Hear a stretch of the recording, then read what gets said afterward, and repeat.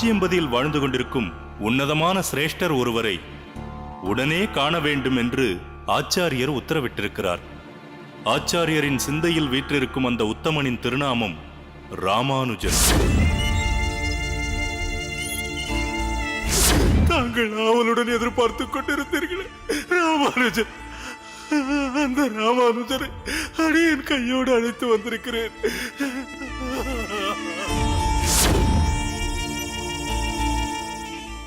ரங்கா, அரங்கநாதா, கைக்கு எட்டியது வாய்க்கு எட்டாமல் போனது போல் அடியேனை பார்க்க வேண்டும் என்று விரும்பிய ஆச்சாரியன் அடியேனை பார்க்க முடியாமல் செய்துவிட்டாயே.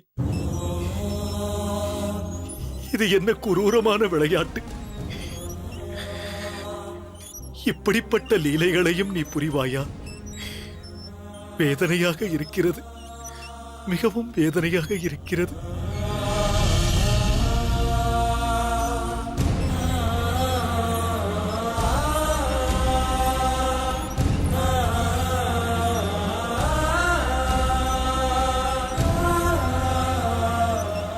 சுவாமி, வந்ததிலிருந்து இங்கேயே அமர்ந்து கொண்டிருக்கிறீர்கள். நான் எது கேட்டாலும் பதில் சொல்லவில்லை. நீங்கள் செய்வது உங்களுக்கே நியாயமாக தோன்றுகிறதா? காஞ்சியம்பதியிலிருந்து ஸ்ரீரங்கம் வரை சென்றிருக்கிறீர்கள். என்னிடம் ஒரு வார்த்தை கூட தெரிவிக்கவில்லை. நான் தன்னந்தனியாக இருப்பேன் என்ற பிரஜை கூடவா இல்லை உங்களுக்கு?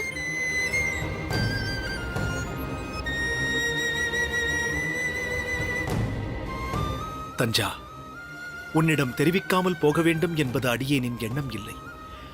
அப்பொழுதைய சூழ்நிலை அப்படி இருந்தது. ஆச்சாரியார் அழைக்கிறார் என்றதும் அதற்குத்தான் பிரதானம் கொடுக்க வேண்டியிருந்தது. ஏதோ அவசரம் என்று தெரிந்து கொண்டேன். நான் உன்னையும் மறக்கவில்லை. அதனால்தான் திருக்கச்சி நம்பி சுவாமிகளிடம் விண்ணப்பித்துக் கொண்டேன், உன்னிடம் தெரிவித்து விடும்படி. நீங்களும் உங்கள் சுவாமிகளும் யாரும் எந்த தகவலும் சொல்லவில்லையே. கோயிலுக்கு நான் சென்று கேட்ட பிறகுதான் தெரிய வந்தது நீங்கள் ஸ்ரீரங்கம் சென்றிருக்கிறீர்கள் என்று. என் மீது சற்றேனும் அக்கறை இருந்திருந்தால் இப்படி செய்திருப்பீர்களா? அடியேன் இருந்த சூழ்நிலை புரியாமல் இப்படி பேசுகிறாய். என்னதான் தலை போகிற வேலையாக இருந்தாலும் பாரியாள் நான் ஒருத்தி இங்கு தனியாக இருக்கிறேனே என்ற நினைப்பே இல்லாமல் உங்களால் எப்படி இருக்க முடிந்தது? தொலைதூரம் செல்லும் பொழுது நீங்கள் நேரிடையாக என்னிடம் வந்து தெரிவித்திருக்க வேண்டாமா? எனக்கென்று இங்கு யார் இருக்கிறார்கள்? அம்மாவும் இங்கு இல்லை. நீங்கள் ஒருவர்தானே. யாரிடம் கேட்பது, என்ன கேட்பது என்று புரியாமல் குழம்பி போனேன். நினைக்க கூடாத எண்ணங்கள் எல்லாம் மனதில் தோன்றியது. தஞ்சா, உனக்கு விளக்கம் அளிக்கும் நிலையில் அடியேன் இப்பொழுது இல்லை. அடியேனின் பொறுமையை மேலும் சோதிக்காதே. அதை நான் சொல்ல வேண்டும். எந்தவித தகவலும் இல்லாமல் ஸ்ரீரங்கத்திற்கு சென்றுவிட்டு என் பொறுமையை நீங்கள்தான் சோதித்து விட்டீர்கள். தஞ்சா என்றாலே உங்களுக்கு இலக்காரம், பாரியாள்தானே என்ற அலட்சிய போக்கு. இது இன்றல்ல நேற்றல்ல, கல்யாணம் நடந்தது முதல் என்னை இப்படித்தான் நடத்தி வந்திருக்கிறீர்கள். என் உணர்வுகளை என்றுமே நீங்கள் மதித்ததில்லை. தஞ்சா, உன்னிடம் சொல்லிவிட்டு செல்லவில்லை என்று நீ வருந்துகிறாய். அடியேனிடம் சொல்லாமலேயே ஆச்சாரியர் சென்று விட்டாரே என்று அடியேன் வருந்திக் கொண்டிருக்கிறேன். அவரை உயிருடன் பார்க்க முடியவில்லையே என்ற துயரத்தில் அடியேன் இருக்கிறேன். இதன் மகத்துவம் சொன்னாலும் உனக்கு புரியாது. நீ ஒரு குறுகிய வட்டத்தில் சுற்றிக் கொண்டிருக்கிறாய். ஆமாம், நான் ஒன்றுமே புரியாதவள்தான். எனக்கு தெரிந்ததெல்லாம் ஒன்றே ஒன்றுதான். நீங்கள் என் அகத்துக்காரர், நீங்கள் தான் என் உலகம். ஆனால் உங்களுக்கோ கோடான கோடி மக்களில் நானும் ஒருத்தி, அவ்வளவே. ஏனென்றால் உங்களுக்கு ஆச்சாரியர் இருந்தார், திருக்கச்சி நம்பி சுவாமிகள் இருக்கிறார், யாதவ பிரகாச சுவாமிகள் இருக்கிறார், வரதன் இருக்கிறான் என்ற உங்கள் வாழ்க்கையில் எத்தனையோ உத்தமர்களும் சிரேஷ்டர்களும் இருக்கின்றனர். ஆனால் என் வாழ்க்கையில் இருப்பது நீங்கள் ஒருவர்தான். அப்படி இருக்கும் பொழுது நீங்கள் என்னை உதாசீனப்படுத்துவதை நான் எப்படி பொறுத்துக் கொள்ள முடியும்? நானாவது இந்த அளவிற்கு பொறுத்துக் கொண்டிருக்கிறேன். என் நிலையில் வேறு யாராவது இருந்திருந்தால் இத்தனை காலம் கூட பொறுத்திருக்க மாட்டார்கள். தஞ்சா, தயவு செய்து சொல்கிறேன். வெந்த புண்ணில் வேலை பாய்ச்சுவது போல் மனம் உடைந்து இருக்கும் அடியேனிடம் தேவையில்லாமல் வாக்குவாதம் செய்யாதே, வார்த்தைகளை கொட்டாதே. இப்பொழுதுதான் அடியேன் வந்துவிட்டேன் அல்லவா? இதை இத்துடன் விட்டுவிடு. ஆனால் இடைப்பட்ட காலத்தில் நான் தவித்த தவிப்பு எனக்கல்லவா தெரியும்? நீ சொல்வதெல்லாம் அடியேனுக்கு புரிகிறது. அதேபோல் என் நிலையும் நீ புரிந்து கொள். ஆச்சாரியர் இல்லாமல் அடியேன் நொந்து போயிருக்கிறேன். இந்த பேச்சிற்கு இத்துடன் ஒரு முற்றுப்புள்ளி வைத்துவிடு. இப்படி சொல்லி சொல்லியே என் வாயை அடைத்து விடுங்கள். அம்மா இருந்திருந்தால் நான் துச்சம்.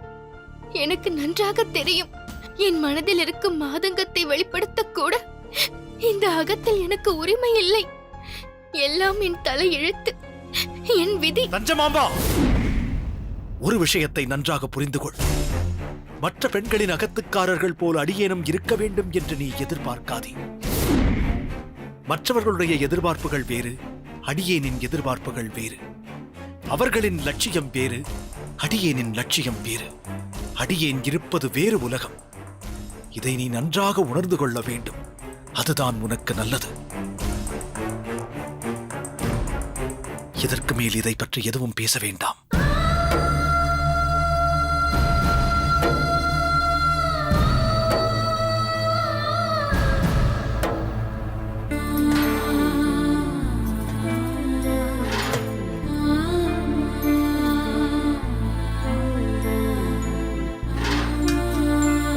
தஞ்சா, சுவாமி, தளிகையாகிவிட்டதா?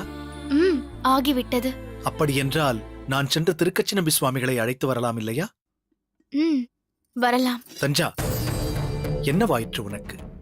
ஏதோ பட்டும் படாமல் பதிலுரைப்பது போல் பேசுகிறாய். மலர்ந்த முகத்தோடு தாராளமாக திருக்கச்சி நம்பி சுவாமிகளை அழைத்து வாருங்கள் என்று சொல்லக்கூடாதா?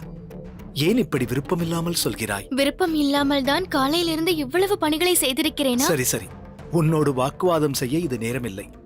எல்லாவற்றையும் தாராளமாக செய்து வைத்திருக்கிறாய் அல்லவா? தாராளமாகத்தான் செய்துள்ளேன். நல்லது. நான் சென்று நம்பி சுவாமிகளை அழைத்து வருகிறேன்.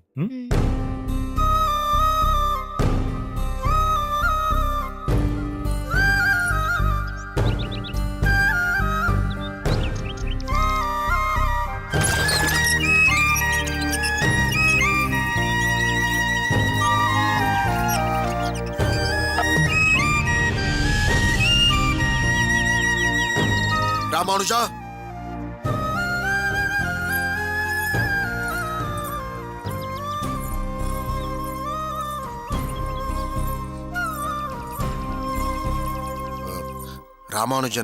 ராமானுஜன் அகத்தில் இல்லையா? இப்பொழுதுதான் உங்களை தேடிக்கொண்டு போனார். உட்காருங்கள், வந்து விடுவார். இருக்கட்டும். சில முக்கியமான பணிகளை கோயிலில் அப்படியே விட்டுவிட்டு வந்திருக்கிறேன். அவசரமாக செல்ல வேண்டும். தலிகை ஆகிவிட்டதென்றால் ஸ்வீகரித்துவிட்டு அடியேன் உடனே கிளம்புகிறேன். சரி, சற்று பொறுங்கள். திண்ணையில் உட்காருங்கள், நான் எடுத்து வருகிறேன்.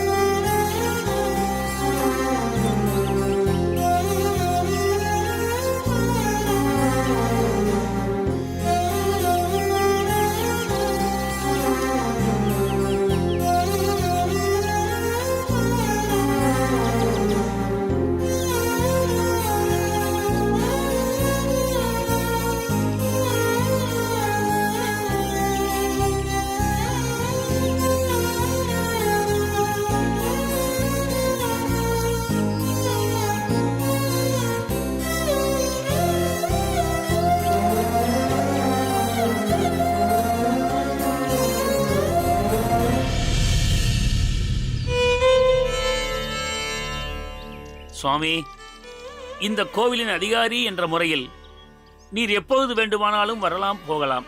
ஆனால் கோயிலுக்கென்று சில விதிமுறைகள் இருக்கிறது. இப்பொழுது நடையை சாற்றும் நேரம் நெருங்கிவிட்டது. நீர் இங்கேயே இரும், நான் வந்து விடுகிறேன். பட்டரே, ஆ? சற்று பொறும். இப்பொழுது நான் தரிசனத்திற்கு வந்திருக்கிறேன் என்று யார் சொன்னது? நீரே ஏதாவது யூகித்துக் கொண்டு பேசாதீர்கள். கோயில் விதிமுறைகள் பற்றி எனக்கும் தெரியும். அதை நான் என்றும் மீறமாட்டேன். நான் வந்ததே உங்களை தரிசிப்பதற்காகத்தான். என்ன விஷயமாக என்னை காண வந்தீர்கள் என்று தெரிந்து கொள்ளலாமா? அடுத்த வாரம் பிரம்மோற்சவம் வருகிறதல்லவா? அதற்கு மன்னர் வர இருக்கிறாராம்.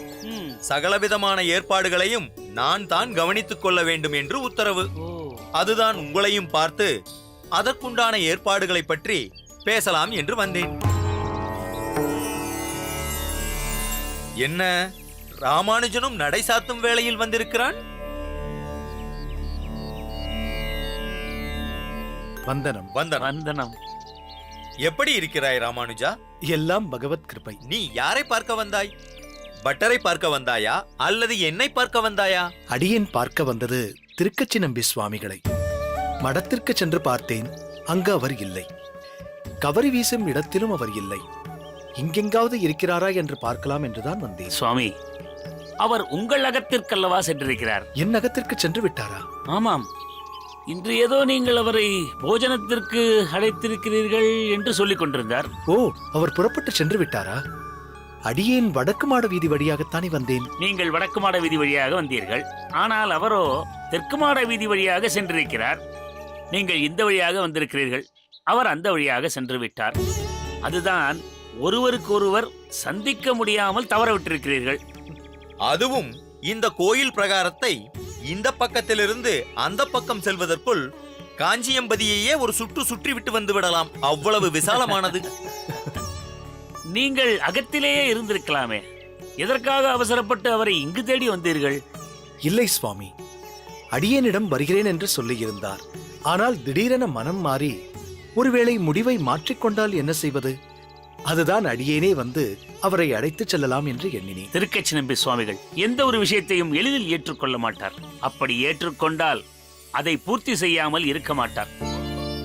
இந்நேரம் அவர் உங்கள் அகத்தை சென்றடைந்திருப்பார். அவசியம் உங்கள் அகத்தில் போஜனம் செய்வார். இருக்கட்டும், இலையை நான் எடுத்துக்கொள்கிறேன். தலிகை மிகவும் நன்றாக இருந்தது. ம்.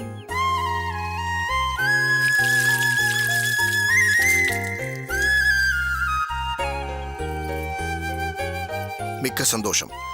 ராமானுஜன் வந்தால் அடியேன் அன்னம் ஸ்வீகரித்து விட்டதாக சொல்லுங்கள். புறப்படுகிறேன். ஆகட்டும்.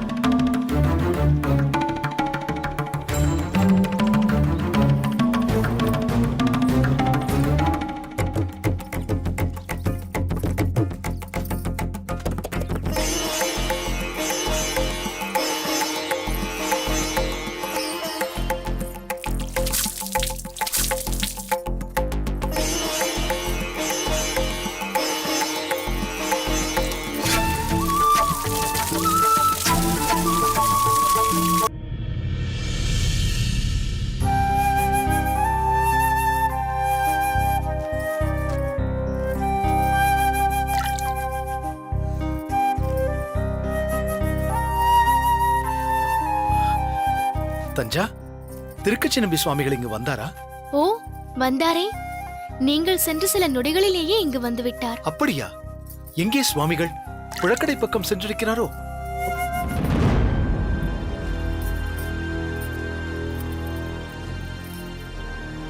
அது சரி, நீ என்ன இன்னும் காய்கறி நறுக்கியபடியே இருக்கிறாய்?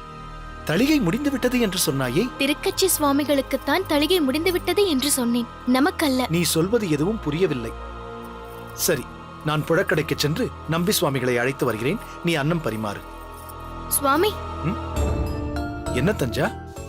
உங்கள் சுவாமிகள் இங்கு வந்தார். அவசரமாக செல்ல வேண்டும், சீக்கிரம் அன்னத்தை இடு என்று சொன்னார். சரி என்று நானும் இலையை போட்டு அன்னத்தை பரிமாறியாகிவிட்டது. அவரும் நன்கு புசித்து கிளம்பி விட்டார். கிளம்பி விட்டாரா? என்னே அடியேனின் துர்பாக்கியம். அவரை உட்காரச் சொல்லி என் கையாலேயே அவருக்கு பரிமாறி உபச்சாரம் செய்து அவர் புசிப்பதை கண்குளிர காண வேண்டும் என்று நினைத்திருந்தேனே, அது நடக்காமல் போய்விட்டது. சரி, சுவாமிகளை நன்கு கவனித்து பரிமாறினாய் அல்லவா? ம், சரி, திருக்கச்சி நம்பி சுவாமிகளின் உச்சிஷ்டம் எங்கே? அவர் உண்டு வைத்த மிச்சம் எங்கே? அதுதான் எனக்கு மிகவும் முக்கியம். அவருடைய உச்சிஷ்டமா? அது எதற்கு உங்களுக்கு? அதுவல்லவோ அடியேன் ஏற்க விரும்பும் பிரசாதம். அது எங்கே தஞ்சா? என்ன சுவாமி நீங்கள்? அவர் உண்டு முடித்த மிச்சம் எச்சில் ஆயிற்று. அதை எப்பொழுதோ இலையோடு சேர்த்து வெளியே எரிந்தாகிவிட்டதே. அதை இந்நேரம் பசுவோ பட்சியோ உண்டிருக்கும். திருக்கச்சி நம்பி சுவாமிகள் உண்ட மிச்சத்தை, அந்த மகா பிரசாதத்தை வெளியே தூக்கி எறிந்து விட்டாயா? ஏன் அப்படி செய்தாய்? இது என்ன சுவாமி கேள்வி? அவர் ஒரு அப்ராமினர். பிராமணர் அல்லாத ஒருவருக்கு அன்னம் பரிமாறினால் என்ன செய்ய வேண்டுமோ அதைத்தானே செய்தேன். என்ன செய்தாய்? வாசலில் உட்காரச் சொல்லி அன்னமிட்டேன். போஜனம் முடிந்ததும் ஒரு கொம்பால் இலையையும் தூக்கி போட்டாகிவிட்டது. உங்களுக்கென்று புது தளிகையும் தொடங்கியாகிவிட்டது. பிறகு ஸ்நானம் செய்து உடலை சுத்தப்படுத்திக் கொண்டு போதும், நிறுத்து. அவர் அந்தணர் அல்லாதவராக இருக்கலாம், ஆனால் ஒரு ஒப்பற்ற பரம பாகவதர். அவர் உண்ட இலையை நீ தொட்டதால் அசுத்தமாகிவிட்டது என்று நினைத்து ஸ்நானம் செய்திருக்கிறாயே.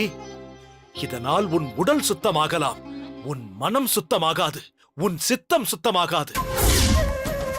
என் தகப்பனார் அவரை எப்படி மதித்து உபசரிப்பார் என்று உனக்கு தெரியாதா? அல்லது நீதான் அதை கண்டதில்லையா? ஒரு உயர்ந்த உத்தமரை, ஒரு ஸ்ரீ வைஷ்ணவ சிரேஷ்டரை, எனக்கு ஆசானை போன்றவரை, என்னால் ஆச்சாரியர் போல் மதிக்கப்படுபவரை நீ திண்ணையில் அமர்த்தி அன்னம் பரிமாறியிருக்கிறாய். உனக்கு என்ன பைத்தியமா பிடித்திருக்கிறது?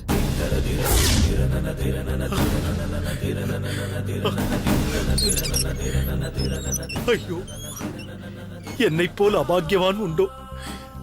திருக்கச்சி நம்பிகள் உண்ட சேஷத்தை உண்ணலாம் என்று ஆவலோடு எண்ணி காத்திருந்தேனே. என் எண்ணத்தில் மண்ணை வாரி தூற்றியது போல் படு பாதகமான செயலை செய்திருக்கிறாயே. நம் சாஸ்திரம் என்னவோ, நம் சம்பிரதாயம் என்னவோ, அது போதிக்கும் ஆச்சாரம் என்னவோ அதைத்தானே நான் செய்திருக்கிறேன். இதில் என்ன தவறு இருக்கிறது? தவறுதான். நீ செய்தது மாபெரும் தவறுதான்.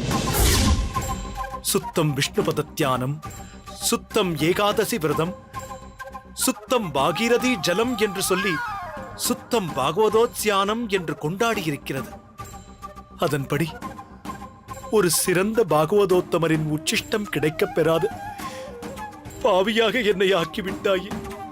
கைப்பிடித்த பர்த்தாவின் உள்ள குறிப்பை உணராமல் ஆச்சாரத்தை மட்டும் நீ உணர்ந்து என்ன பயன்? நீ செய்த காரியத்தால் என் உடல் முழுவதும் பற்றி எறிவது போல் இருக்கிறதே. இந்நிலையில் உன் பொருந்தாத ஆச்சாரத்தை என்னவென்று கொண்டாடுவது? என்னை யாருமே கொண்டாட வேண்டாம். எப்போதுமே நான் மூன்றாம் பட்சம்தான் என்பதை தாங்களே பலமுறை சுட்டிக்காட்டிவிட்டீர்கள். எதிலும் குறையாகவே என்னை பார்ப்பதால் அனைத்தும் உங்களுக்கு குறையாகவே தெரிகிறது. நான் கொடுத்து வைத்தது அவ்வளவுதான். இன்னும் சற்று நேரத்தில் தளிகை தயாராகிவிடும். தாங்கள் போஜனம் செய்யலாம். தேவையில்லை. நீ செய்த மாபாதக செயலுக்கு தண்டனை நான் இன்று உண்ணாமல் இருப்பதுதான்.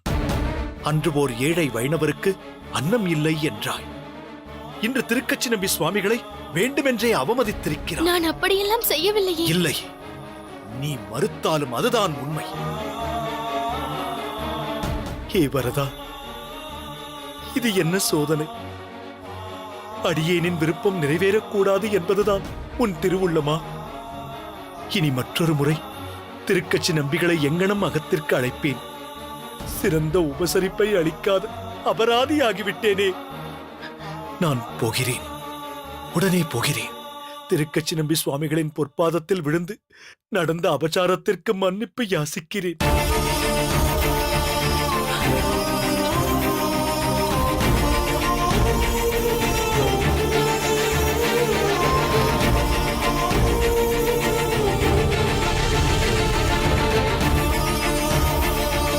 இனி யாரும் வருத்தமடையாமல் ஆக வேண்டிய காரியத்தை பாருங்கள். நடக்கட்டும். ஆச்சாரியருக்கு நடக்க வேண்டிய சடங்குகள் உடனடியாக நடக்கட்டும்.